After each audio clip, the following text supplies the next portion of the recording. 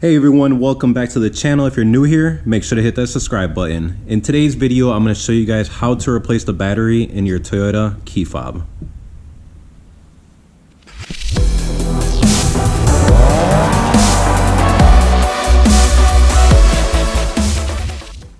The first thing you'll need to do is actually on the left side of the key fob, you can see this little push down switch. What you're going to do is you're actually going to go ahead and push it down towards the front, and then you're going to pull out the key. Just like that. Then after you pull the key out, what you're going to do is you're actually going to take the key itself, and you can see this little opening right in the middle right there. You're just going to go ahead and put the key in slightly, and then you'll just be able to twist it. And what that'll do is it'll actually take the cover off the top of the key fob, just like that.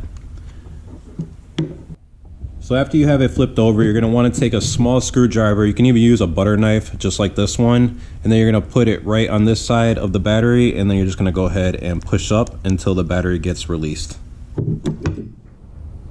You'll take it out, put your new one in the same way, pop it down till it clicks.